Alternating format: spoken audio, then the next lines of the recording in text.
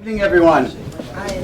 Seeing as it is 6:06, we will get started with this. I would like to thank you all for joining us this evening. This evening we are holding a discussion about potential overlay opportunities at the large sand pit that abuts Gardner. This is not a forum looking to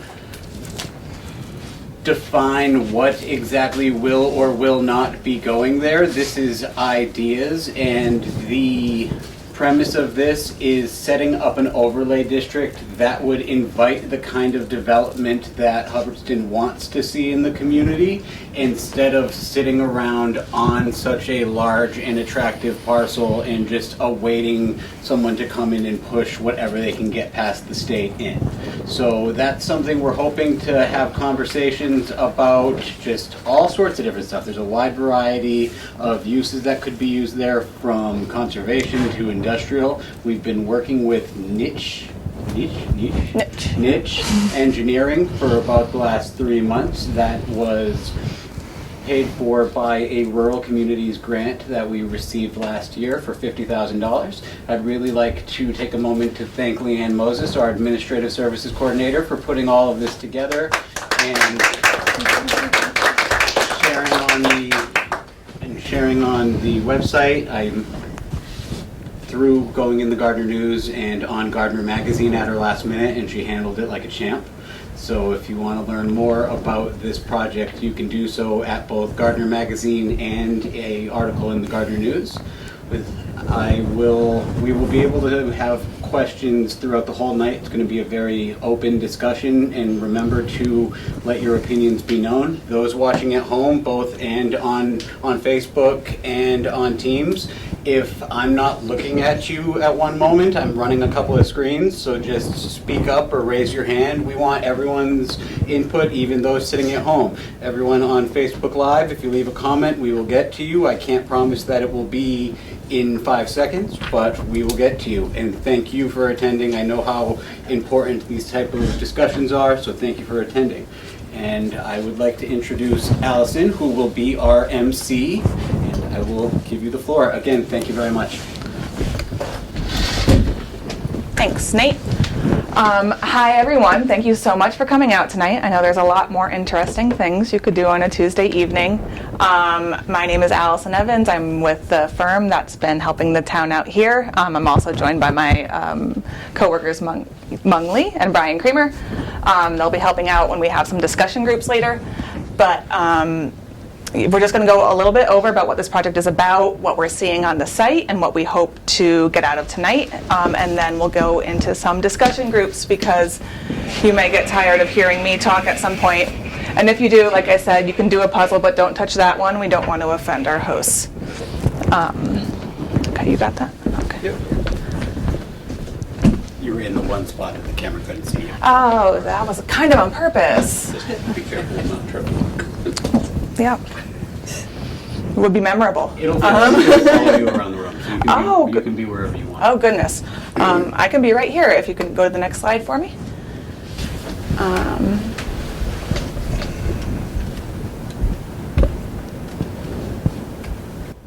Right, so like I said, we're just going to go over a little bit of what this project is about, what we're seeing on the site. Because I don't know if everyone knows that, we're going to go over what we're calling our zoning toolkit and our next steps. So just before we kick off, who here is familiar with the site, knew about it, has been there, not asking questions? Okay, familiar parties, abuts it. Yeah, okay, we can see it every day. Keep watch on it for us. Just curious, wanted to know. If you can go to the next slide. We're supposed to do little guns. Oh, okay. So then we know. So this project, like Nate said, we've been helping the town out since about June. First few months we called our site analysis and best practices, where we got really familiar with this area that we're working with, and then we looked at what some other towns in Massachusetts and in the region are doing when they have sites like this. Right now we're kind of in our number 2 visioning and goals era. That's where you all come in. deciding, you know, what could this place be? What would we like to see? How could it maybe benefit more people in the town than just the few that use it now? We're going to take all that back. We're going to call it our scenario testing phase, where we look at what it could be, you know, based on the constraints and what we've heard from people and in the survey. And then we'll bring it all back, and we're making a zoning framework, a zoning overlay. So like Nate said, we're not coming out here deciding what to build on the site. We're just finding a way that some ordinance language that we will present to the town and the planning board later, and that kind of captures everything we've talked about and learned about throughout the rest of the project, and hopefully captures a cohesive vision for the site. So, finger guns. So our goals here are, one, to identify site opportunities, constraints, and site programs. We're doing that through some data analysis, mapping. We visited the site. I think right now we have the on-the-ground experts, those who live nearby. That'll help as well. We're going to go into. We also want to establish a collaborative vision. Again, make this feel like it's of the whole town and not just coming out of one or two people. We want to guide development intentionally. That's really what a zoning overlay would do. It's a guide to development, not a prescriptive statement. And we also want to find a way to support Hubbardston's future by unlocking the site's potential. This is a really interesting asset. No matter what direction its future goes in, it has a lot of potential to benefit a lot of people. So, next slide. Change? No?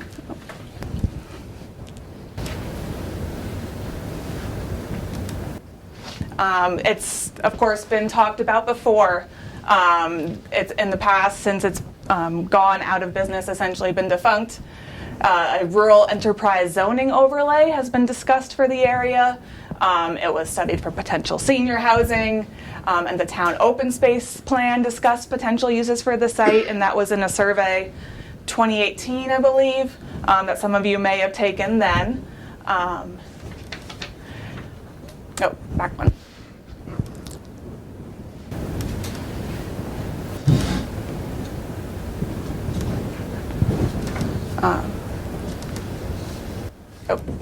We were just going to talk about the open space plan. What it really said was that survey feedback kind of identified it as a potential conservation use. It discussed that it has a lot of environmental impact and some environmental overlays on it. But it did not identify the site as a, I forget the wording exactly, but a protected land within the structure of that plan, beyond what is prescribed by ordinances on the state and the federal level. Yes, sir. Paper 130 Gardner Road. Just to step back, why was this specific area chosen versus, say, for example, the sand pit across the street from on Pitcherville Road, etc.? Why is it this specific area, again, versus a larger area? It could potentially be a larger area, but this was all really thought of based upon the fact that the town owned that one pit. If I'm being completely honest, Mark brought the idea to me about 3 years ago, and I applied for a bunch of grants and we got one.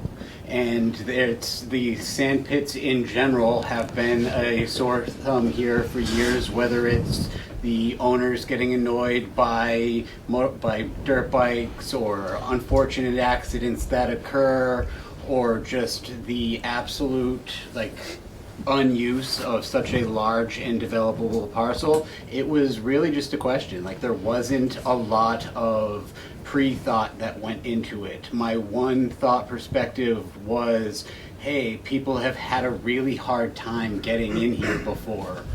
Why don't we try to make it a little easier to have that conversation? That was it. And so it's a test area that could actually be enlarged as far as what we're considering. yes, sir. If those type of owners wanted to do that type of thing. There is a contiguous owner that is interested in potential development if that opportunity were to arise in a way that wasn't hateful. Like, so, like, yeah, but. Vincent Ritchie from Ed Clark Road. Just a slight correction, if I may, where historically there has been quite a bit of interest in this area. And in 2012, a zoning district change went into this very area, came before a town meeting. To show you the interest, the vote at town meeting was 8 people in favor and 282 against. So there has been interest in this particular area in the past, and it should be noted. In all fairness, I think the fact that that vote was discussing a potential installation of an asphalt plant in that area, and that was was one the of the poison pill for businesses. That was everyone. one of the businesses, and maybe one of the most objectionable. However, they were trying to rezone the entire 756 acres from Pitcherville around through 68. And there were, as I recall, 27 or 28 different businesses proposed for that area. Okay, so, All right, I think we were on 5. 5? We've got one in the middle here that I have to take before we Oh, move yeah, yeah. Thank you, Mike Stahl, 5 Lombard Road. I heard an acreage question there, and this is to follow up on it. As currently envisioned, this zoning overlay area, how many acres is it? About 540. Thank you. Yeah, 590. Thank you. And right, so the previous study, I think, oh, just the next slide, I was incorrect. The open space plan from a few years ago describes the site's role in aquifer protection. That's a really prominent characteristic of the site. It encourages conservation and reclamation efforts with regards to wildlife habitat protection, but it does not identify the site as a land protection priority area for the town, again, beyond what's regulated from higher levels of government. So moving on to what's on the site, next one, right? You know, speaking of why look at this site, it's in a really strategic location for something else to happen, for people to get in and out of it. It's you know, accessible to the Gardner Municipal Airport, to freight rail, to Route 2, right up there via Gardner Road. It's literally planes, trains, and automobiles can get to this site, which makes it really unique. And it's also within 2 miles of Gardner's commercial center and down the road from Walmart, so it's kind of an emerging cluster there of a certain type of development, of sort of a node, if you will. Just like a more concentrated area of, you know, things happening. Moving on. So yes, again, we're looking at 594 acres to answer your question. It's currently all zoned residential, agricultural by the town. There's 10 different owners, some public, some private. No current water sewer access to the site. That almost quadrilateral parcel right there is state conservation land. And like we mentioned earlier, there's frequent public safety issues on the site, which it could be a reason to look at it a little further. So again, ownership, we can see City of Gardner actually owns that light green triangle there up in the northwest corner. We have that state conservation land in the dark green, and then the town owns the light blue, so that parcel along Pitcherville Road, something near the state land, and then the 3 parcels below Pitcherville Road. So that's as far as we're going into ownership, really. We want to know what's public, what's private, but it is, as you can see, a patchwork of different owners right now. Yes, sir. Do these owners, they form some kind of a consortium or an organization that says they're willing to do something? Or have they just stood by and are waiting this to happen? Via commerce, one person has created a consortium. The guy went and bought all of One person yeah. consortium? Yeah. he- So one of the So owners... one person purchased a bunch of the Marinelli lots and a couple of abutting lots. Okay, and has he stepped forward and said, yeah, I'd like to do something? Yes. And no one else? No. That would be the tan color up there. Both tan colors? Yeah, that's all the From tan. 68 down here, all the way through here is one guy. And then the town has this. So technically, if we were to look at this, it's that. Yeah, there is that one brown in the middle that's different than the tan owner. Not to say that life doesn't happen, like maybe that owner sells or runs out of opportunity, or maybe other people want to buy it, or nobody wants to do anything. Like there's plenty of opportunity and lack thereof, but there is one person acquiring a lion's share of at least this part of the area. Did he buy the Brown lot, Mr. Brown's lot? I believe so. All right. Well, I have a question. Bob Fratelloni, 28 Bitcherville Road.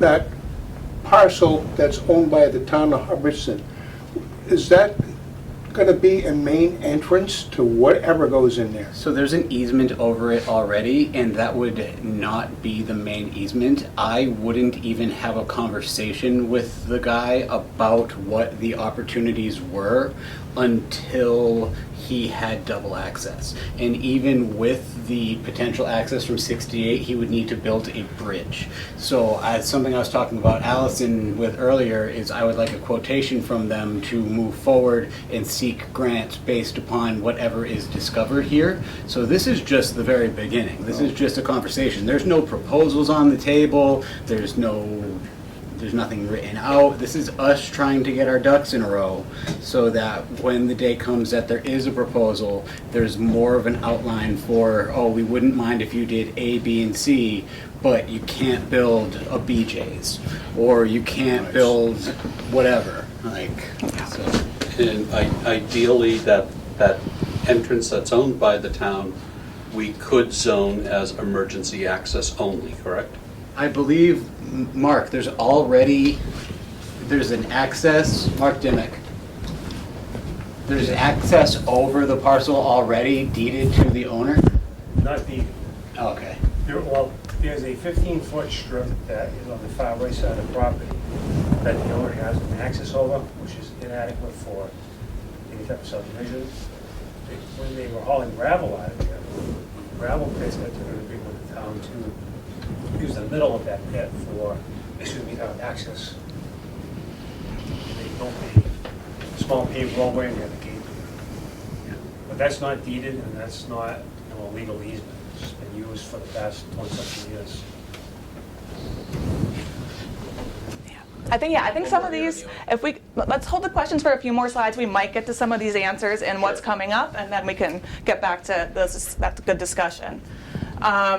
Looking at land cover, that could influence, whatever comes in the future. Right now, on the ground and via aerial data, we know most of the site's covered in forest, wetland, and shrub grass, some very vital wetlands in there. Cleared land is typically sand.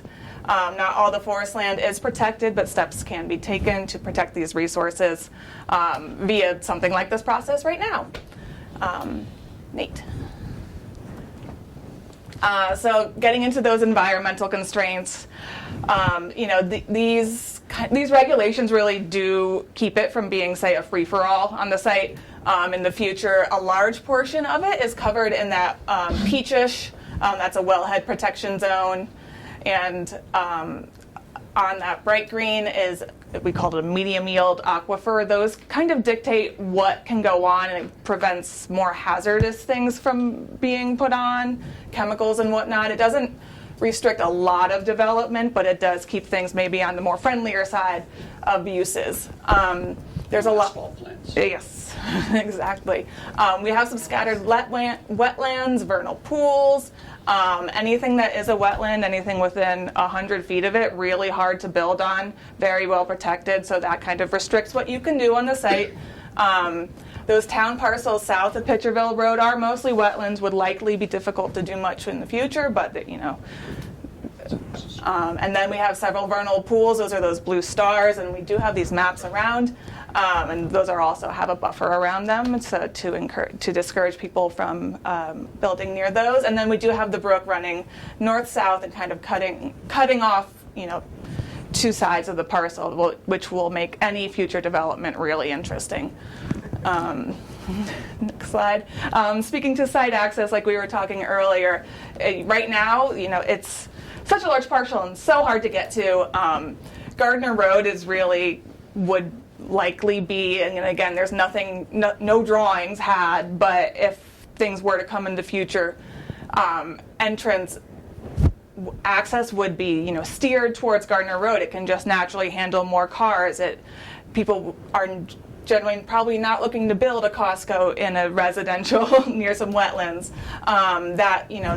Those southern parcels along Pitcherville Road, you can access the site and they would be helpful in an emergency access point situation, but any likely future development would probably be more focused towards Gardner Road. There's informal internal roads at present. Those are probably all up in the air. There's really interesting topography going on in the site just based on natural formations and what's left over from the gravel extraction. You can see near Gardner Road, it's that highest point, that warmer red, about 11,000 feet, and it goes all the way, that's 1,100 feet. It's a difference of approximately 170 feet down to what we see on the western side. So, if it were developed whole hog, there's a lot to navigate there. I'm not saying that's going to happen. Right now, if you can see the formations from the gravel baths earlier on. It's really interesting. Maybe I just look at maps a lot, but it's worth noting that these kind of formations and steep slopes are not necessarily set in stone. Pardon, that was an unintentional pun. There would likely be some extraction, cut and fill, leveling out before it happens, so that wouldn't necessarily dictate what goes on, but just something for everyone to be aware of. So in summary, some things about the site are currently fixed. Some are changeable. Things that are not changing are fixed are the nearby roads and access points, the water protection overlays, and the conservation land. Things that are up in the air, and a lot of what we're going to talk about tonight, are the existing zoning requirements, the topography to a degree, and the future uses. So going into our zoning toolkit, these are the tools we have, what we can push and pull as we start to form an idea of what an overlay for this site could look like. And please forgive me, we're going to go through a brief overview on zoning. I know some people aren't as nerdy about it as I am, but what we're set out to build, a zoning overlay, a specific set of rules that applies to an area overlaid on the existing zoning. Pretty straightforward. It can allow new uses. It can add extra design or conservation standards, and it provides some flexibility or incentives for the right kind of development, some checks and balances, if you will, for future development. Those can all be codified to a potential future zoning overlay. Right now, the site is currently zoned residential, agricultural, whole hog, all of it. Right now, that's would allow something like this, where if we wanted to build 10 homes, we would need almost 20 acres of land. Things that zoning manipulates. Nate.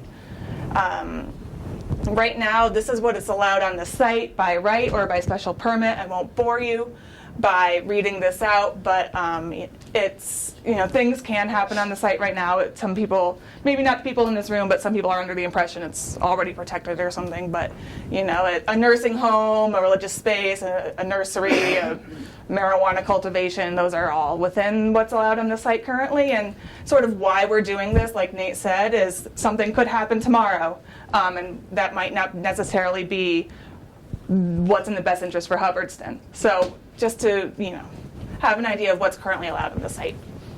Current zoning standards, minimum lot 2 acres. It's big. I know, generally Hubbardston is very low density, very rural. It's got that rural character. But just for those who are more interested in conservation, that does, like I said, it would be almost 20 acres for 10 homes, and I know housing was something that a lot of people brought up on the survey. You need a 200-foot lottage. Zoning also controls building setbacks and how much of the site it covers. So, say someone comes in and wants to build enough building to make their investment worth their while, basically under the current regulations, they need to go wide in order to really get anything out of their investment, and that might not always be what people picture for the site. You know, if we want to keep things concentrated to a certain area, it would be necessary to kind of manipulate those zoning codes. And if I may, in this current climate, going wide means a whole bunch of McMansions. Whole bunch of McMansions, exactly. I think, you know, if housing affordability is something you're concerned about, you know, a minimum 2 acres for a new home, and it would lend itself to a certain type of home. And I know a lot of people talked about over 55 housing. I don't know a lot of people over 55 who are moving who are looking to take on a larger property. You know, generally they're looking for something smaller, like what's on the lake nearby. I'm not saying that's everyone. And in Massachusetts, under 30 housing. Yeah. Right? A lot of young folks cannot afford to live here anymore. Yeah, so even if it were built at the current standards, it probably would build something large. What are you supposed to do between 30 and 55? Oh, we're all stuck here. We can't afford to sell. Yes, sir. Tom Robinson, Brigham Street. I'm sorry, I didn't introduce myself last night. What I think you're describing are single-family homes. But our zoning allows doubles and triples. Have you done an analysis that shows how many of something other than single-family could be applied for a certain number of acres? We have not, just because there's no parameters under, we don't know how many it would be. But My point is you get a lot more houses per acre. good point. Okay. If we can go back to that, just one of the writing. Kind of one of the points that I'd like to make out loud just for you guys is, as the town administrator, I've been here about 3 years now. Every single year, a number of people say, don't raise our taxes, don't bring in business.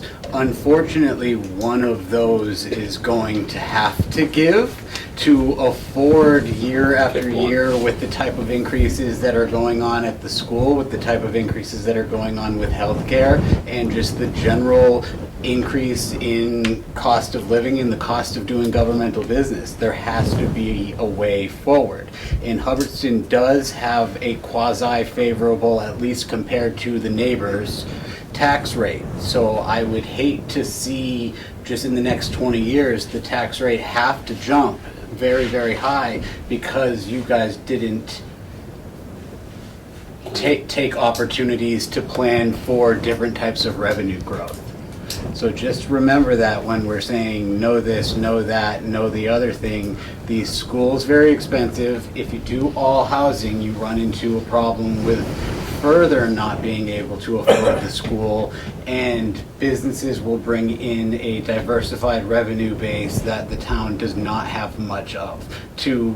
Without being stone cold, I want to say 93% of the tax base is residential revenue. So there is definitely some interest in being able to mix that up a little bit for your sake. So yeah, just a little note on what we can and can't control. You know, through this zoning ordinance, it's more land use, lot size, building design, parking requirements, development process, making it easier for certain types of things versus harder for other types of things. We know we can't control who buys land or what they build, when they build it, market demand, and regional population growth and what's in demand on a larger scale. Next slide. So future options generally go into 4 large categories. Housing, of course, we've talked about. Worcester County faces a shortage of housing that's acceptable. Middle income, essential workers, we were talking under 30, over 55. I think within those, what I've said there, under 30 and over 55, that's a large portion of the population that might face this housing shortage right now. Commercial space, it's near existing commercial space. It could bring beneficial service. It could help increase the tax base in an area that's, you know, kind of near Gardner. It keeps, you know, the center of town right here within the same character, but still would allow some tax base somewhere in town. Industrial space, that would probably be less palatable. But there is a documented lack of industrial land in Massachusetts, and really large parcels like this, like a company would look for, are rare. And of course, recreation and conservation, that's still on the table. Something important to note is that this zoning overlay is probably not a blanket treatment for the whole parcel. We're really looking at how different uses would be appropriate in different areas, and say what's good near Gardner Road might not be good near Pitcherville Road and things like that. But it is an opportunity to introduce formal recreation or conservation land.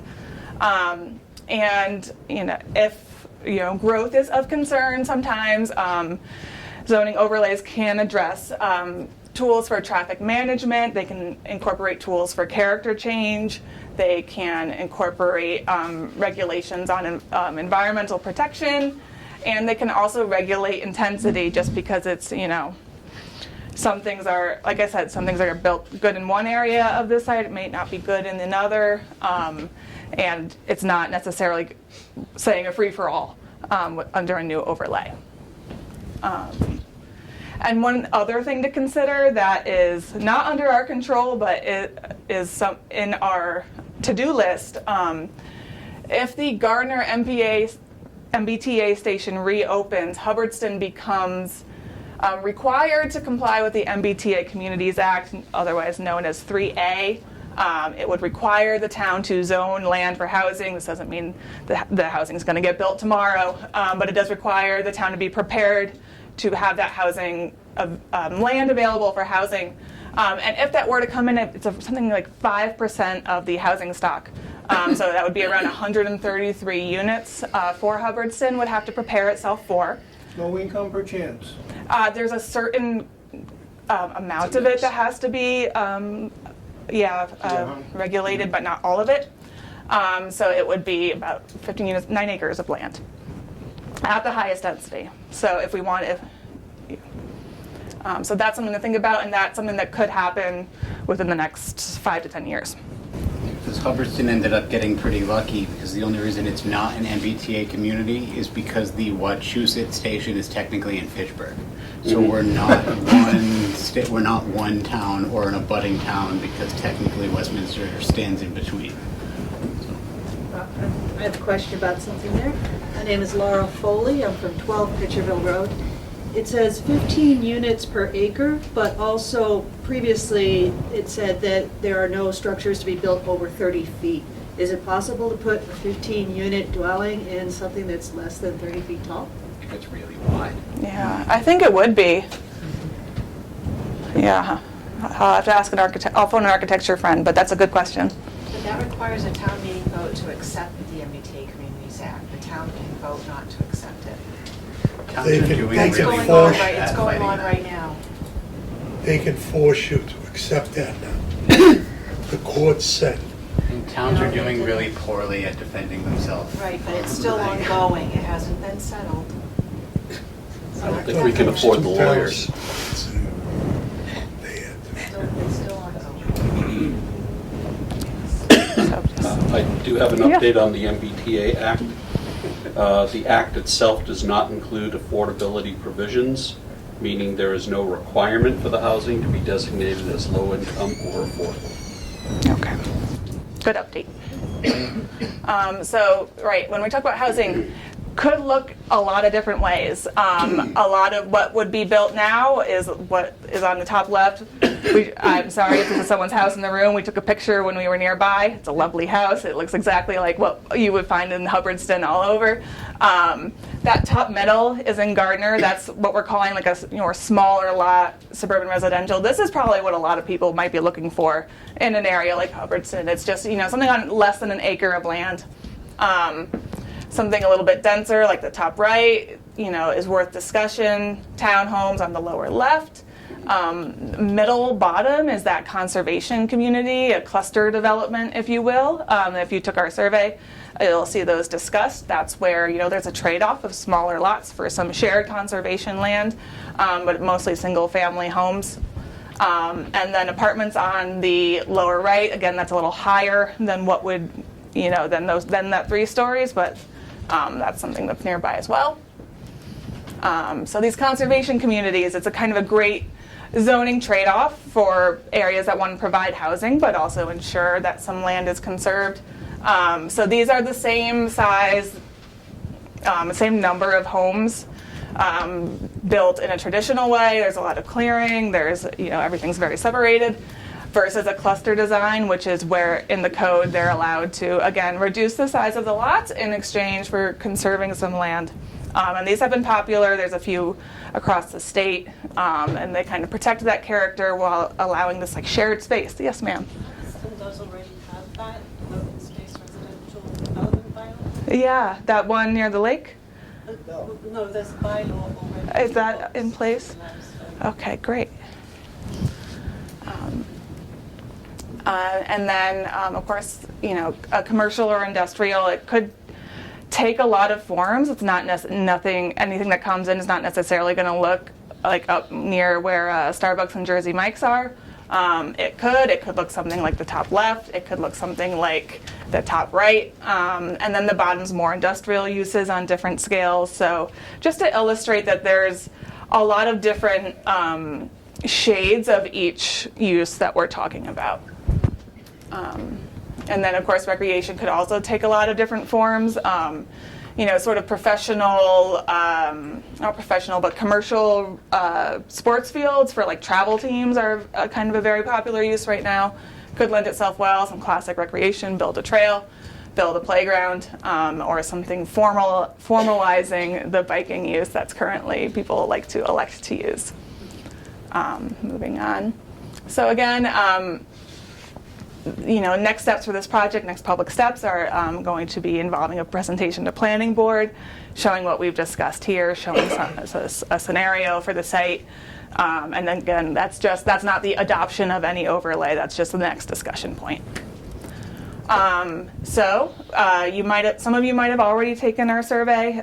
It's online until September 2nd.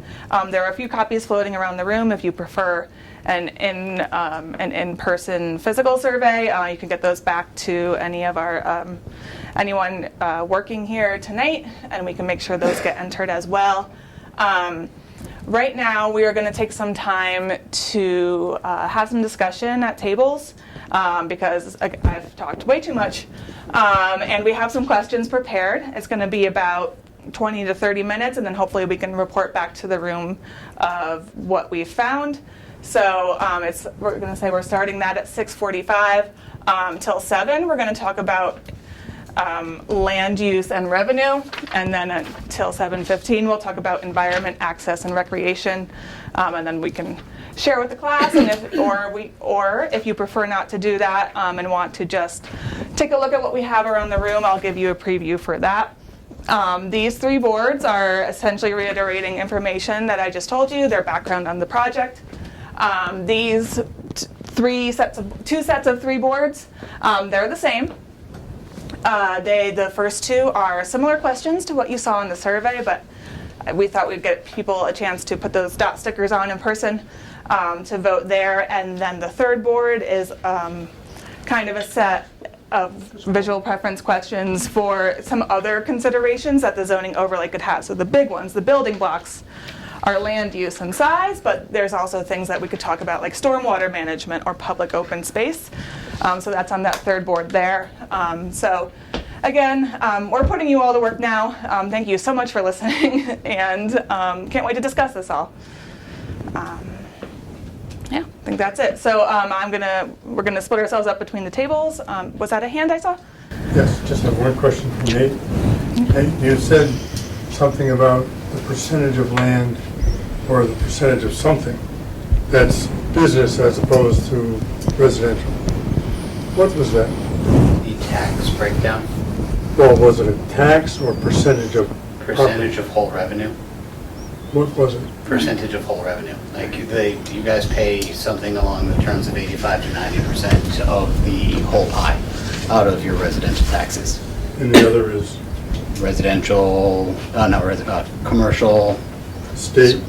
State income, pilots, fees, state aid, but Okay. yeah. But 85 to 90% of the chunk that is taxation comes from the residents.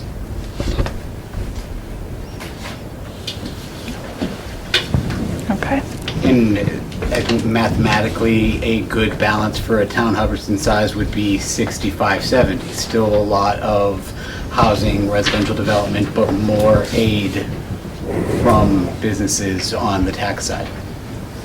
Brian, you want to take us through some high points of what I think we're going to do just quick 60-second summary of what you discussed. I know everyone's probably hungry for dinner. Yeah, happy to. We talked through some desires for age restricted, some 55 plus. We looked at Madison Green as an example of on the other side of 68 that has 50 units of housing on 50 acres, but only about 20 acres or so are actually developed. One of the major constraints around development is the 500-foot dead end that's baked into the subdivision control law. There's ways to navigate that if you're developing, but it's a constraint that is outside of the zoning overlay, but something that we can also consider, right? That could be part of the recommendations in addition to an overlay or zoning changes. Certainly environmental constraints like groundwater elevation. We talked about utilities and how far they might have to be brought up 68, how they connect, particularly with electricity, but also water and sewer. That we talked about 40B being a potential risk, but it's lower because of the lack of utilities that connect to the site. A big one that we talked through, and we're going to dig into a little bit more, is what's required and what is going to happen in terms of reclamation and the owners and the former owners, and what needs to take place before future development could happen. Could that be a condition of a building permit? You wouldn't want to put that on a future developer where it's already required of the previous owner. We also talked about expanding and taking a look at adjacent areas, right? So the study area itself, while it is large, right? We're talking about 600 acres here. It doesn't, it's very limited frontage on 68 itself. Maybe even the parcels up and along 68 as we get closer to Gardner could be considered as an expansion or additional, commercial opportunity, just because of the traffic on the road and other infrastructure that's there. We talked about mass trails and sort of embracing the recreational uses that are out there, but making them safe, making them accessible for other users. And then we talked a little bit about sort of the style of housing, cluster housing, also age restricted, but also some, uses that are a little bit more akin to what Hubbardston's identity is, right? Things like Red Apple Farm up the road, maybe more agricultural uses that complement the residential. Did I get everything? One more. I think you missed the aquifer area. 70% of that parcel is aquifer protection area. Right. Yeah, it's a really important component of it. That in that map, basically the big pink swath is a aquifer protection district. It's Zone 2. Really, that's more important. That's more important, but it's really important to the city of Gardner protecting their water source. It does limit the types of uses you can put on any one of these sites, and it restricts and really enhances the amount of stormwater management and treatment that you have to do from runoff coming off of any development. Thank you. Awesome. Love it. Leanne, care to share or your head spread? Sure. So we talked a lot about many of the same things that your people covered, particularly concerns about the aquifer and wastewater treatment, concerns about the reclamation of the properties as they're currently owned, and access to the property through 68 and/or Pitcherville Road. We also talked about the use of our current commercial district in terms of adding additional potential commercial zoning when we're potentially underutilizing the commercial district that we have already. And the interest lied in primarily maintaining open space and conservation lands. Did I get it all? Well, you've got, the one thing to forget about is that these people that own the property there is supposed to reclaim it per their agreement with the town. Yes. And that's never been done because the town doesn't enforce their bylaws. Well, all the prohibited uses under the Aquifer Protection Act. Yes. Would you like me to read them? He hasn't memorized. A bedtime story. Sounds great. Over here, we also touched upon the aquifer protection overlay that the town has and how it will be more restrictive than the restrictions we see via the state. How does battery storage factor into that? That it might be too new of a concern to be codified within the laws, but maybe that's something that Hubbardston could be ahead of. When we talked about retail and commercial uses, the point was made that brick and mortar retail is kind of on shaky ground right now. We don't know what that's going to look like into the future. So maybe something more like a warehouse would be a better use. It also might be a bit quieter, although you would have trucks, but that's something to think about. There was the thought to take advantage of what is currently free of trees right now. However, we did discuss what would the access to that look like, and how we would get from probably 68 into that center area would be tricky to navigate. We also touched upon owner obligations from the past and how that would probably impact and have a financial obstacle to anything getting built in the future. We talked about the town aquifer overlay. Solar is like it exists there, is quiet, revenue generating green, if you will, in a way. Is that something that we could encourage on the site? We talked about how the maybe upper northwest corner is kind of also subject to an NHESP called it overlay. Probably that's going to be very hard to touch up here, but again, it's, as we can see, it has a lot of wetlands on it already. And we also discussed how would anything on the site impact Gardner's water supply. So, okay, all right, in this group here. At my table, we have a lot of people living right next to this area. So we're pretty concerned about having no light, no noise at night about the developments, especially during the construction period. And also one highlight is to keep the traffic volume on the Peterville Road, keep it only for emergency access, and to have any kind of further development when they have the access from the 68. We had a good discussion about conservation communities, about having a mix of families of tiny homes that for elderly people and younger families, and they can be like 2 to 3 stories, and we can look into how to do that within the 30-foot limit. Other than that, recreational activities, we talked about hiking, how important it is to have the access to hiking, the trails, and the sports field, and to balance between the revenue generation and how it benefits people and bring in more traffic. Other than that, we also talk about the water access that can possibly come from Gardner and how this has been discussed in the past, like 10 years ago. Yes, did I cover everything here? Yes. I think so. Yes. Perfect. Okay. I covered everything that we wanted to get up. Awesome. Okay, well that covers our structured time this evening. This meeting does go till 8, so we will be here until 8. If everyone wants to take a look around and vote, a hand right here. The main slide up there says zoning overlay. Yes.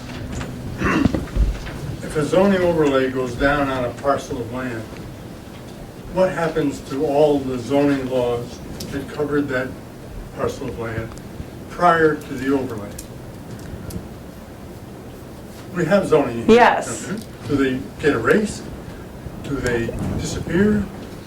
What happens to Are they subordinate to a new Yeah, overlay? yeah, They are essentially, subordinate. yes. What do you mean by subordinate? I don't know, I just used that word. I asked, Yeah. it was in the form of a question. So generally, Are they subordinate? what we're anticipating is that it would actually be more flexible than what's on, except in terms of conservation. Say they, there was a conservation area right here, and oh no, it says solar right now. It's an existing non-conforming use. It's not going to threaten their livelihood or anything. But generally, if someone came in, the zoning overlay would give them, that would be guidance they have to stick to. Why wouldn't we just rezone the land? Essentially, this is But essentially, it's not what you're proposing. You're essentially saying you want to overlay this. Why don't we just rezone the land? I think, reading the town's previous plans, it was discussed that the existing commercial zoning that they have on available in their toolkit is not going to lead to something that's what we're talking about right now. It will lead to something that generates a bit more sprawl and does not maybe is not future looking. I have one question for you from when you were doing your presentation. It's generally accepted that commercial property costs towns more money. For every dollar of revenue they bring in, they actually cost the town $1.10 or $1.15. Whereas open space only costs the town about 97% cents on the dollar. If you look at all the towns that you were talking about, even outside of the 495 area, but Holden, Rutland, and Nate was saying that our tax rate is pretty low. I would argue the reason our tax rate is relatively low is because we don't have them, because they all have those, and their all tax rate is through the roof. What makes you think that our tax rate is going to stay stable or low compared to these other towns that have all that infrastructure, that get all this extra taxes? I can't speak to the town's tax rate, but I can say that this property is 80% privately owned. So those owners are going to be looking for a return on their investment if they were to build. So likely conservation would not be what they're looking towards. So in case they are building housing or retail or industrial, how can we guide that in a more proactive way?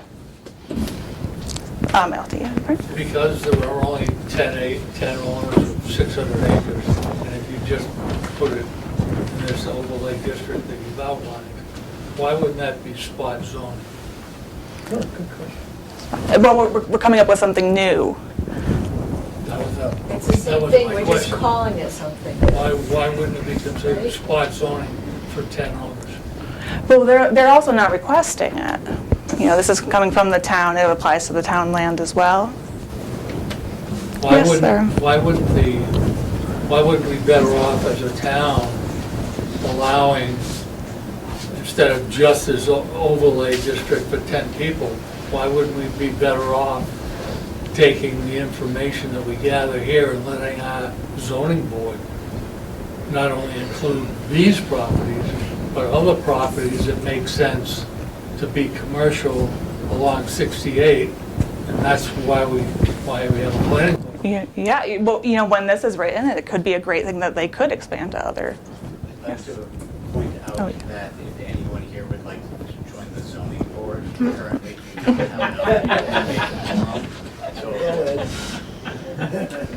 Yes. There you go, Ed. Been there.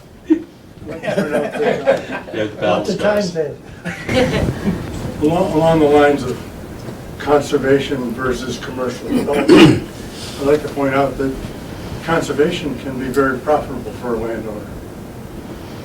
There are ways of selling your development rights through conservation restrictions or outright donations or tax deductions, etc., that make a return on investment on your land attractive and puts the land into a use and a preservation state that is very favorable to the town.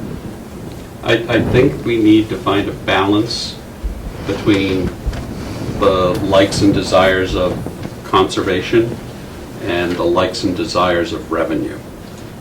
Because while tax rates are low now, school prices, as we all know, are not going down or even leveling off. The enrollment has gone down, but the price has gone up. So we need to be proactive, think through this, figure out what we can choke down and what we can get out of this from revenue and conservation to maintain the town's character, yet bring in a few more bucks to help folks in town who basically are getting to the point of not being able to afford to live here anymore. Good, then, sorry. I don't disagree with community involvement. I think this is a great group, it's a good idea. There are a couple of omissions in the presentation and a couple of discrepancies that I have with some of the data that you put into the, excuse me, into the presentation, or the slideshow, I should say. However, I've never known anybody to spend this kind of money in purchasing a piece of land without having some intent. And I'd like to know what perhaps, if we know, maybe Mr. Boudreau knows, but the owner, the primary owner who just recently bought it, what is his intention for this land? Make money. And was he aware of the principle of buyer beware? He was very aware. That's one of the major reasons we're doing something like this. My question is, why are we doing this for him?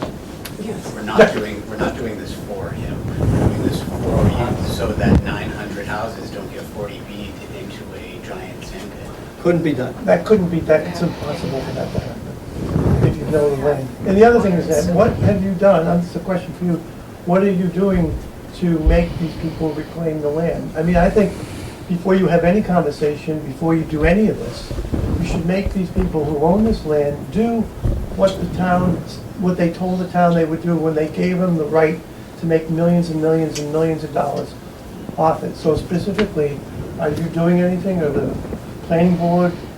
When Ben and I and Tom were on the planning board, we tried to do something, we were almost lynched. I can say from a town proper perspective, we do not have the funding to go chasing legal ramifications to former agreements. Like, that's just the way it is. Mr. Monroe, do you have anything on that? Or are you, I don't even know if he's still listening. Chris and Heather are both attending virtually. And I've heard, I believe from you, about the existence of those different agreements and the lack thereof with follow-through, and I'd love to go down that route. I just don't see a point where we have the staff or the funding to give it its due diligence. Sister. Just to go back, the gentleman wants to make money, I don't have a problem with that, but was he specific in what he wanted? From day one, minute one, the gentleman that owns this property came in wanting to work with the town. To do what?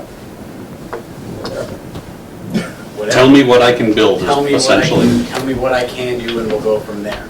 A lot of his interest would be in partnerships through the community compact stuff, because there is a large-scale investment to cross that brook or river that you need to take, whether with the state or without them, and there are those type of grant programs, which you're well aware of. And in addition to that, what about our existing general and zoning bylaws, which I believe Tom Bracco was referring to when we talk about reclamation?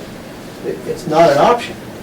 It's here, it's now, it's something that every one of us as landowners are obligated to do. Why is there an exception? Why should there be an exception? Can I just say something? And I don't want to play devil's advocate for a sand pit at all. But if they're allowed to do something, wouldn't they be reclaiming it in order to do something with it? Well, but not under the standards that may be important, especially with it being an aquifer protection district. We have, I think, 27 or 28 different prohibited uses in there. And if you want to build housing in there, what is the cost of the road construction that we have right now? Are we going to back down and not say that it's happened? The 500-foot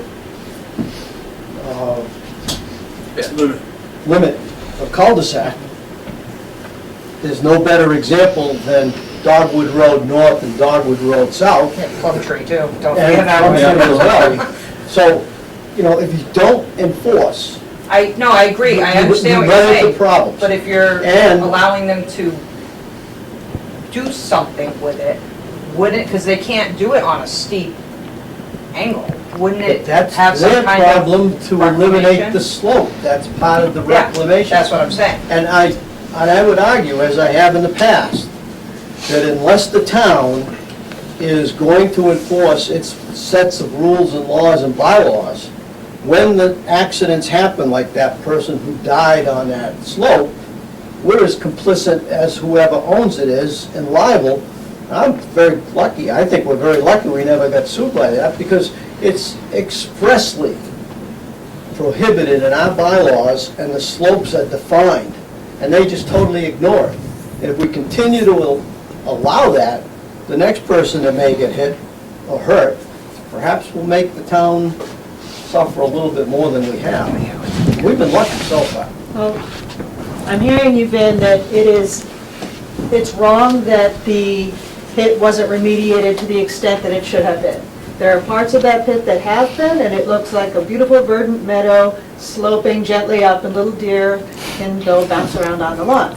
There are others that are pretty much sheer or extremely steep that we know are very dangerous. But to Nate's point, we can't afford to go after the landowners to get the job done that they said they were due. A lot of times it seems that in this case, the land has changed hands. So the original owner who was supposed to remediate it is no longer the owner, and now that onus has passed on to a new owner. Anyone who wants to do anything with that land, to Katie's point, is going to have to reclaim it so that they can develop it, because you can't put a house or a building on a slope that's like this. Realistically, it doesn't look like the town is going to be able to go after anybody to. The town never has to go after them. The town exists with its set of laws. Whomever owns the land needs to comply. We don't have to go after them. It's pretty simple. If you don't comply, you don't get the permit that you're looking for. So what's the problem? Because no one has pulled a permit to build anything yet, so we don't know if Well, they're the going to problem ignore is, it's a bylaw that needs to be enforced. It's not, if you want to do it, it's a mandatory bylaw. But we don't have a buyer who is at the point of needing to do any terraforming remediation to prepare that. Well, then let them sit on it, pay taxes, and it's just as good as an open space And acquisition. find out that the contamination caused by the town on the town's property leaked into this gentleman's property. So it's very challenging to say, hey, do this, hey, do that, why don't you take care of these old obligations? Oh yeah, by the way, sorry, we contaminated the corner of your lot, we're looking into dealing with that. Well, as opposed to the aquifer that gets contaminated. How many here are on town water? Are we on town water? Yeah, I saw, you've had your hand up for a while. Two things. I have to hope that we haven't spent the whole $50,000 grant yet, because you're still formulating ideas. That's correct. Yep, no. So can you carve out $5,000, $6,000, $7,000, $8,000 and study what it takes to impose the requirement for remediation prior to any overlay? Second point is my previous question about what happens to the existing bylaws when you put an overlay on it. I am certainly not an expert, but I'd like to hear the answer from an expert, like a lawyer. What happens to all our existing bylaws when you put an overlay? I think they get scrubbed and you start over again. Restrictive would apply. Some improvement. More, yeah. And that was, yeah, and then, yeah. I was on the, because of my age, I was on the 1989 master plan. And we looked back at the 1969 master plan that did a survey. We looked at the 89 that did a survey. And I've looked at the most recent surveys of Hubbardston. Not much has changed. Number one thing, protect our rural character. Yep. And I think that whatever you do, and whatever might be decided, that I think that the town speaks pretty strongly when it comes to protecting our rural character. Yes. Thank you. Yeah, I just want to say that it really saddens me to hear people in the town administration and people in town government say that our bylaws can't be enforced, that we can't enforce them. We have these bylaws, we have these special permits, but we don't have the ability to enforce them. I've seen this over and over and over again in this town, and it just lets people get away with doing whatever they want. So it makes me wonder why we're sitting here considering making new bylaws new overlay districts, when the attitude is, well, we can't enforce anything we say anyway, so we're going to let them do whatever they want. We should make these people, if he's bought a piece of property that hasn't been reclaimed, he owns that reclamation. And before he's allowed to do anything, he should be doing that reclamation. Or that reclamation should be held over him as a bargaining chip to get what we want. Because he bought a problem. And it seems to me that this whole exercise is being done for this one developer, with all the other developers who haven't done their reclamation because they've not been forced to, waiting to see how they can actually make money off of it. That's actually impossible because I got the grant before the developer bought the parcels. Well, maybe so. But you know they're all sitting around waiting to see how they can sell their land once this comes in. They're not going to do the reclamation because no one in town is going to enforce it. To say the quiet part out loud, Jesse, and you know I truly respect you, the town, like the Marinelli lot being locked up by the Marinellis, when they sold it, it created a different situation over there because it opened up the center. Like that's pretty much it. Even when the Marinellis were just selling it, I wanted to apply for some sort of grant to look into what could be over there, not to create an overlay or anything like that, but just to see what the possibilities are, because it is a attractive and large parcel closer to Gardner than it is the lion's share of Hubbardston. And when Hubbardston is running through the same problems year after year that we're running into, it's just really challenging to say, hey, you know what, 60% conservation wasn't enough. Like, let's look into some more. Like, this isn't about necessarily saying, hey, we're going to take the sand pit and we're going to put down X. It's a conversation. Like, this conversation is just starting as well. It's going to continue. We can guide it to different ways. There's going to need to be more grants. Like, there may be a certain time frame where we don't get said grants and need to kind of sit on it for a minute. DEP's pushing us with the contamination. The lot owner of the contiguous lot has other projects going on as well. So we don't know necessarily that he's going to show up with his stuff tomorrow and get going. So, but you don't spend a whole ton of money if you don't have plans to make money. And I still say that we should be enforcing our bylaws and not accepting the fact that they're not going to do it. My biggest thing is that, as Nate has said, the town is not going to enforce these bylaws. Are we not enforcing the ones we have now? I didn't say the town was not going to enforce the bylaws. Well, you did. If the select board or the planning board instructed me to go and figure out how to go after that, I would do just that. Well, we haven't been I've lived here for 40 years, and we haven't for 40 years. Currently on the Marinelli site, they've dumped half of the Worcester Galleria on there, which is full of asbestos. It's all full of hazardous waste, okay? The town knew it, they never did anything. So what's gonna happen on this parcel? We're gonna give them this overlay district, we're gonna say you can do all this, but the next time we hear about this, because we don't enforce anything, all of our wells are contaminated. City of Gardner's well is contaminated. Because we don't, pardon? City of Gardner doesn't have a well. Gardner has the wells of Snake River, which is less than a mile from there.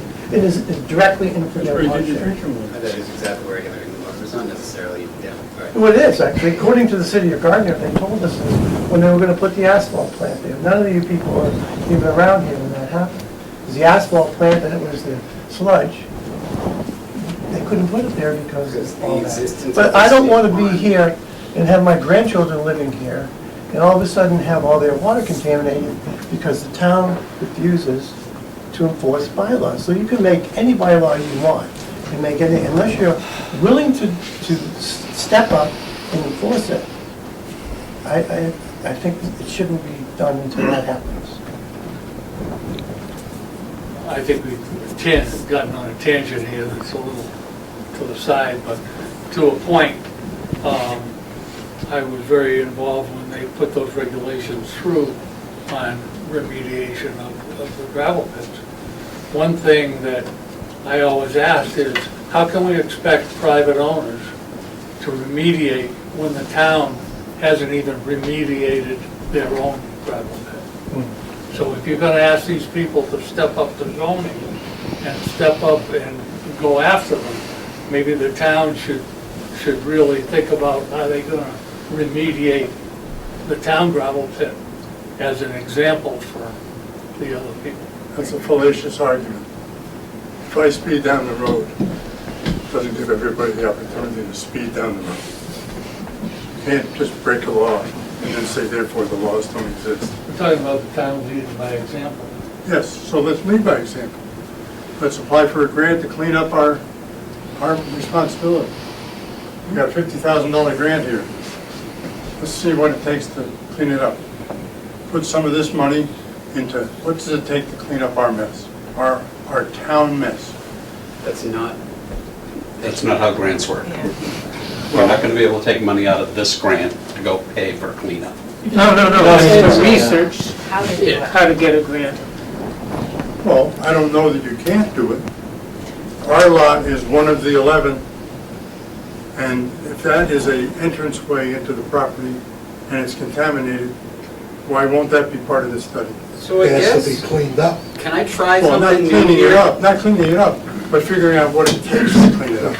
There's a Instead of phase being one. Negative, why don't we be positive and see what could go somewhere like that? It is a large parcel in a town that needs diversified revenue. Like, I understand that protecting the rural attributes of the town is the #1 priority, and it will remain the #1 priority. It is, go and check our goal sheets, it is the #1 priority. But to not look into opportunities to grow would mean that I and the select board and the planning board were not doing our jobs. If you would like to see the town be more aggressive in any way, reach out to your elected and appointed officials. Have them bring it up in meetings. Go to meetings. Like, I got an email about this at one point, maybe 3 weeks ago. But other than that, it had not been brought up. Like, I know that this town has a very rich history of planning and making decisions based on development that may or may not have been beneficial. But if you're not looking at what your future can be and you're just sitting there with your guard up, you're going to get whatever the world is going to give you. And that's what I'm trying to counter here, just by saying, oh, what could go there, not what will go there. I'm not a voter. I don't get to vote at the town meeting. You guys do. So, but it's my job to make sure that we're bringing ideas forward for you guys to vote on. And that's all I'm doing here. There was no intent to go and say, oh, you know what I really want to do? Let's piss off everybody. No, that's not what we're trying to do here. It's a very simple and very early conversation. I pushed the landowner to tell me what he'd be interested in putting there, and he doesn't know. Like, that's how early it is. It's a decently young developer who's owned the land for less than a year. He's got other projects going on. Who knows when this is going to rise to priority? So that gave us an outstanding opportunity to sit down and make something that could work for the town. If and when that person or another person decides that it is time to invest in that opportunity. But I just would really appreciate seeing a growth mindset over guards up, all over that's it. Could you please, or could the team please remind me, the stated zoning right now is residential agricultural, is that correct? That's correct. What is the proposed overlay? Is there a name for it? There's not. I made up the bad name. Like, when I heard people saying, oh, well, what's a sandpit zoning overlay? No one was helping me, and I made up the name. And to be fair, we have researched a bunch of other examples, other towns that have enacted other styles of overlays. Some of them are very, very discrete and intentional around one specific use or a discrete set of uses. Some of them are really broad, right? Incredibly broad, so that most uses are allowed. Those are generally on the mixed use, end of the spectrum. we don't come to this with a preconceived notion of like, we want to end up in that category, we want to end up in a mostly conservation, overlay. That's what we're trying to ascertain. So is it fair to say that what we are doing and saying here tonight is going to inform what the future overlay might look like? So if people are saying, we really like residential, we really hate commercial, we don't want a strip mall, so that will all be Did you read part the of it. survey? Mine have. I did. Yeah, so this is all early days, and we all have a voice in what we don't want, what we might want, and what it could look like. But I think we should give this a chance.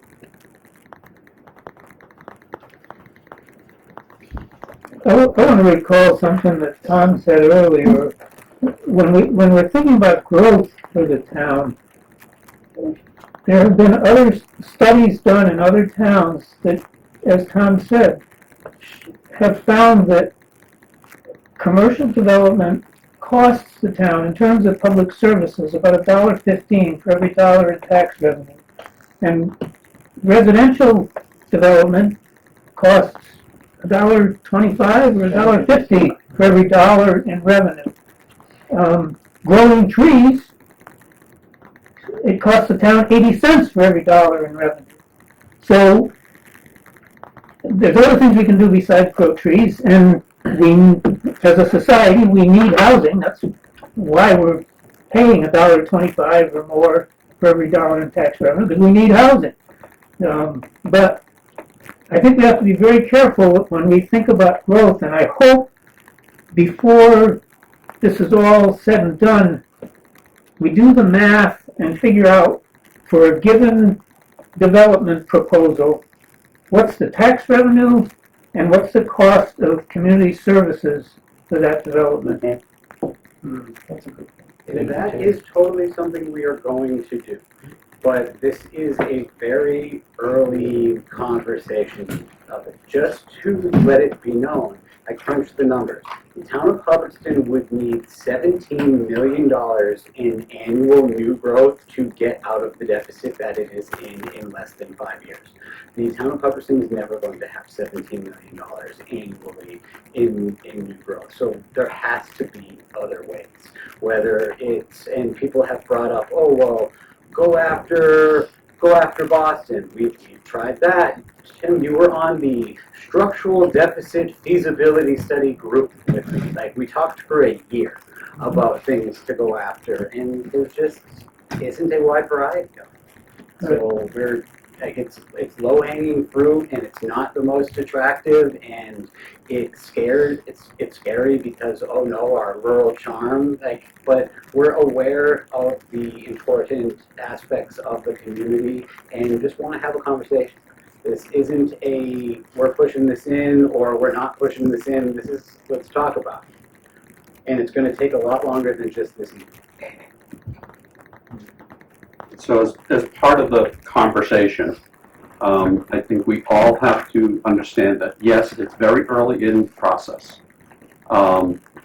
Relitigating the past isn't going to move us forward anytime soon.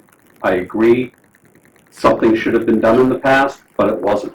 And I don't see anybody standing up, month after month after month saying, hey, what about the Marinelli bill? Why didn't they spend money to fix it or whatever? So what's happened has happened. We can try to fix it over time, but that's not the driver here. In my opinion, the driver is the growth that is demanded within Massachusetts. So, for example, housing prices in Leominster of all places, have gone through the roof because of the commuter rail. The commuter rail is coming to Gardner at some point, probably within the next 8 to 10 years, maybe sooner. Right? You're saying 27. Right. I'm trying to be incredibly conservative. Right? Might as well say it like it is. Right. So within about 27. So it's within, if I could finish my point, but that it's almost FY27 already. Like there would have been. I'm a resident of Gardner. I know what is going on with that over there, not to the specifics of dates and times or anything like that, but if they were building that in FY27, there would need to be a little bit more conversation than there is today. Right, so, but it is coming. The point is, it is coming, and then that imposes different rules upon us. The MBTA Communities Act. So we either get ahead of it, or we be led by it. I prefer not to be led by the state. I would rather us have a plan in place at some point in the not too distant future that says, here's what we propose, here's our proposal to meet the MBTA Communities Act while still maintaining our town character. Right? We have to get ahead of that. We also have the other challenges of the expenses, especially around the schools, which is over 50% of our budget.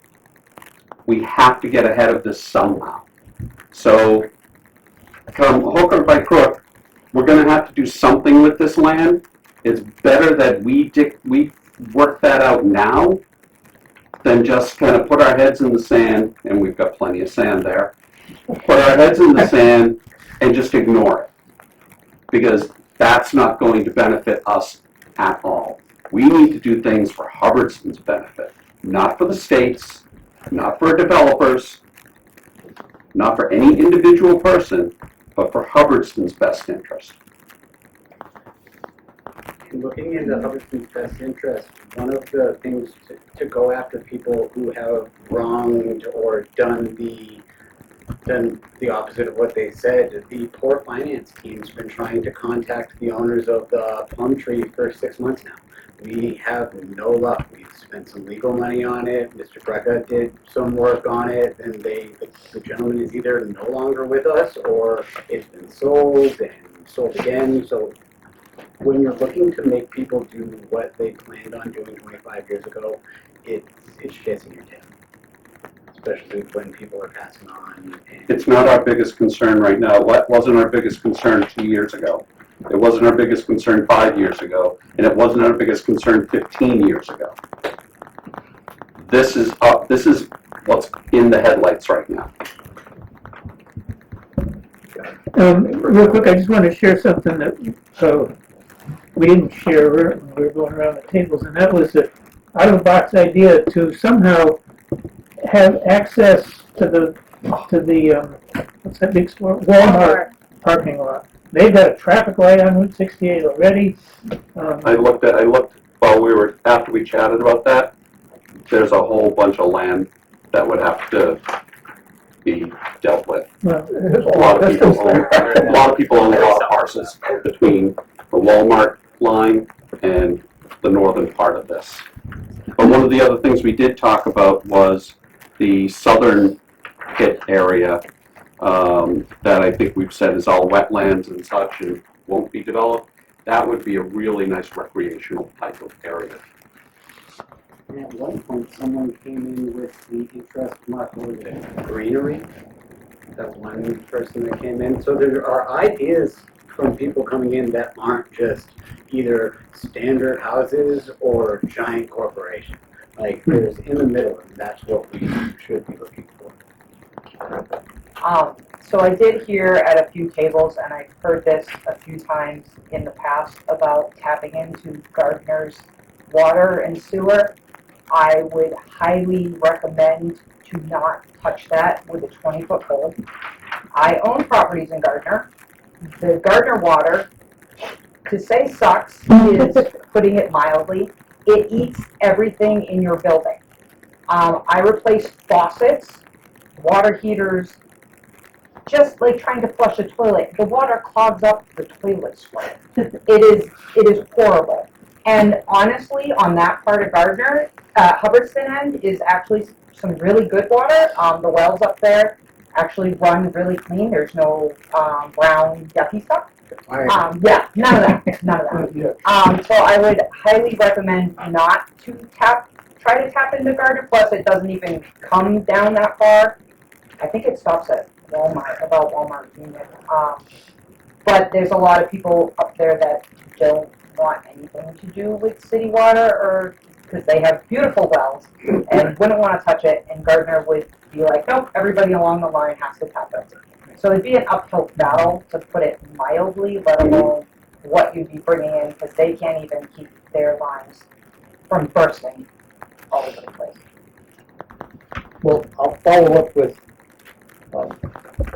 sorry, Katie. That's okay. I knew it, but I couldn't say That's it. And then I'd make one other point, if I may, because we've had Places Associates was the planning board consultant for many years, and they did the aquifer protection mapping, showing this area to be not only a high yield, but that if Hubbardston ever does need to convert to public water, the land that we own south of Pitcherville Road, the wetland type of area, would be an exceptional well head for the town. And you wouldn't want to contaminate that now or anytime. And my second point is that, to Mr. Boudreau's point of getting ahead of the curve, there's always the overlooking consequences of development. And by that I mean, houses, it's hard to eliminate, of course, but every time there's a house built, there's more kids in the school. Every time there's more kids in the school, there's a need for more and bigger schools. Every time there's more roads built, there's a need for larger police forces. Every time the population increases, we are mandated to do other things. If we hit that wonderful 5,000 population mark, we're going to be forced to build a whole new public safety complex of male, female, and who knows whatever,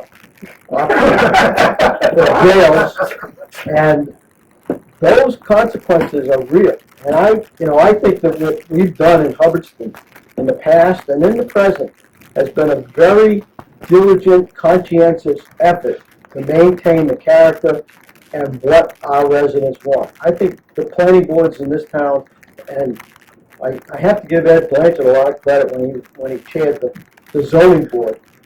This is part of the problem, is that when you look at what you want, it may end up costing you and biting you where you don't want to get bit down the road. Because I don't even want to think what the next public safety building would cost. And 5,000 people is not that far away. Just one man's opinion. We can't think of keeping a magical cap on 5,000 people here, because that's when population grows and families develop. And if we do get when we do get that Gardner train station, we will be obligated to make room for more people. We have two laws or two rules, if you will, already in place. You know, we have affordable housing, and we have the management plan that Ed developed, as well as the Affordable Housing Committee. And that's a very powerful tool when they come in and talk about, you have to do this. We have our ducks in line where it comes to affordable housing. Not saying we implement it, we're way under our quota, but nevertheless, the town is pretty prepared for that When was the whole last situation. time the Affordable Housing Committee met? Do you happen to know that answer? Unfortunately, when I was on the committee. 2 years ago. Well, that's not my responsibility, sir, but The nevertheless, 2 years ago. let's face it, affordable housing is a myth. I'm gonna go on record as saying it. It's never gonna happen, we're never gonna achieve it. And if you look at the law that states the requirements for affordable housing, it's basically affordable for the first-year attorney at law that's got a wife that's a physician that can afford those particular houses. So no developer is going to develop a home that's going to make it really accessible to the under 30s and the young people that really need it. Unfortunately, that's the way it is. And as much as they talk about it, as much as they would like to see it, as much as I'd like to see it, good luck. It's just a tough nut to hold. Whenever you're over, Mrs. Monroe on the select board would like to have a moment of your time. Go ahead, Heather. Thank you. So we've been able to listen a little bit to tonight's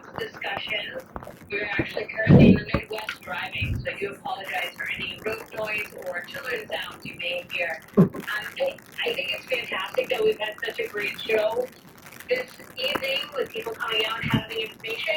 The only thing I'd like to just caution folks is, I know people are always so passionate, usually one way or the other on these topics, but we want to be very careful that we're not putting information out there if we're not absolutely correct. And I think in some cases, some of the information tonight, I think we definitely need to take an opportunity to make sure we fact check it, because we want to make sure everyone who's going to be part of this, our community, our past, our present, our future, has all of the information that they need and all of the accurate information as we continue building both the current, looking at the current bylaws and also looking at how we move forward and building things in the future.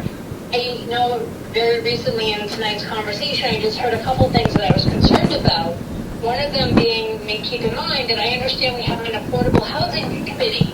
Unfortunately, that affordable housing committee doesn't really have any say if there's a 40B project that comes in. Yes, it does. So we just want to make sure that even though everyone has a lot of passions on this topic, that we have time and we make sure that we're fact checking, presenting all the information, and giving me an opportunity to bring the materials back so people who are listening, people who are keeping themselves informed, they have all the information they need to make the best decisions for themselves, their families, and the future of Hubbardston. Thank you. And so we have a 40B bylaw. Well, we have a management plan that has a great influence on a 40B project. And a 40B project would have to, first and foremost, follow the community plan that we have in place before they can do anything. It's not a willy-nilly thing that the developer can do. And it's quite a very effective and responsible plan. Don't forget, a 40B, when they do a 40B, a developer is limited to making 10% on his investment. He can't make any more money than that according to 40B. So this guy only wants to make money. And that's not the route, and I'm just being devil's advocate. Like, you guys are the voters, we're bringing opportunities and conversations forward. You set the path. But the gentleman has also not been just money. He came in saying, hey, what can we do to work together? And I think that's very positive. 2 points. One, aquifers are irreplaceable. You don't get a second shot. Once they're contaminated, they're contaminated. You can't magically throw something on the surface of the earth and clean up the aquifer. 2, all these issues come down to what I'm going to throw in a bucket and call it quality of life. I commuted through Holden for almost 40 years. I watched it get progressively more difficult, more congested, more commercially developed, higher cost. I, for one, would speak loud against turning Route 68 into Route 122. Be very careful of commercial development, even though the land is zoned commercial. Be very careful how you do it. It's a nightmare for quality of life. It's an hour and a half of everybody's workday on paved. What a hit on your quality of life. Right now I can ride from Route 68's origin on Route 122 to Gardner, pretty clear of commercial congestion. I don't hit commercial congestion until I'm at Walmart. That's a good thing. Try driving through Holden. Any time of day or night, it's a rough go. But it's especially rough in the commuting with us. So, we're talking about quality of life. We have a good one here. Grappling. Reserve. I went to high school in Billerica. I hear what you're saying.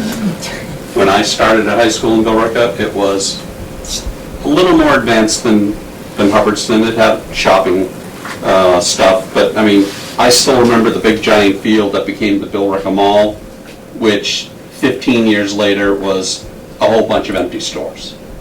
And now it's, like, the place that shows up right before Halloween selling masks and stuff, The traffic in Billerica is insane on Route 3A. Very similar to, in size to 68. I don't want to see a whole bunch of strip malls in Hubbardston at all. I moved out here to be away from that. So I hear you. So I just want to make sure that we find a balance that fits our character on our terms, whatever those are, that whatever we all agree to them. That's all.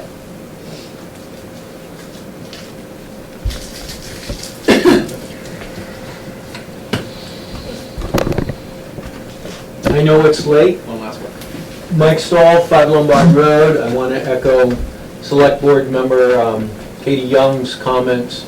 Having come from a water district in another state, providing the service and understanding the laws of that state, which are different than Massachusetts. However, I understand the concept and the risks you take when you go into a publicly provided water and sanitary sewer system development and the amount of cost and anguish it causes the towns and cities that do that.